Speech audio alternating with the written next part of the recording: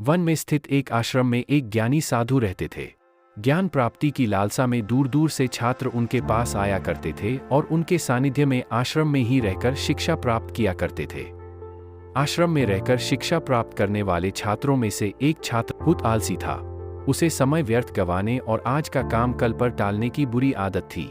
साधु को इस बात का ज्ञान था, इसलिए वे चाहते थे कि शिक्षा पूर्ण कर आश्रम से प्रस्थान करने के पूर्व वह छात्र आलस्य छोड़कर समय का महत्व समझ जाए।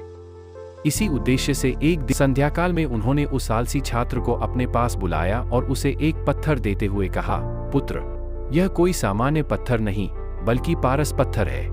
लोहे की जिस भी वस्तु को यह छू ले वह सोना बन जाती है। मैं तुमसे बहुत प्रसन्न हूँ, इसलिए 2 दिनों के लिए ये पारस पत्थर तुम्हें दे रहा हूँ। इन 2 दिनों में मैं आश्रम में नहीं रहूंगा। मैं पड़ोस के गांव में रहने वाले अपने एक मित्र के घर जा रहा हूं। जब वापस आऊंगा तब तुमसे ये पारस पत्थर ले लूंगा। उसके पहले जितना चाहो उतना सोना बना लो। छात्र को पारस पत्थर देकर साधु अपने मित्र के गांव चले गए। इधर छात्र अपने हाथ में पारस पत्थर देख बड़ा प्रसन्न हुआ। उसने सोचा कि इसके द्वारा मैं इतना सोना बना लूंगा कि मुझे जीवन भर काम करने की आवश्यकता नहीं रहेगी और मैं आनंद पूर्वक अपना जीवन व्यतीत कर पाऊं। उसके पास 2 दिन थे।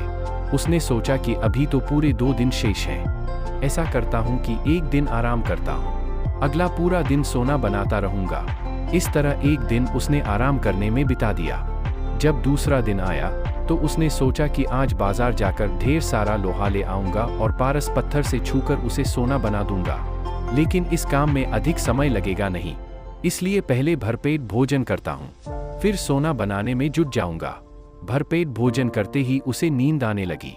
ऐसे में उसने सोचा कि अभी मेरे पास शाम तक का समय है, कुछ देर सो लेता हूँ। जागने के बाद सोना बनाने का काम कर लूंगा।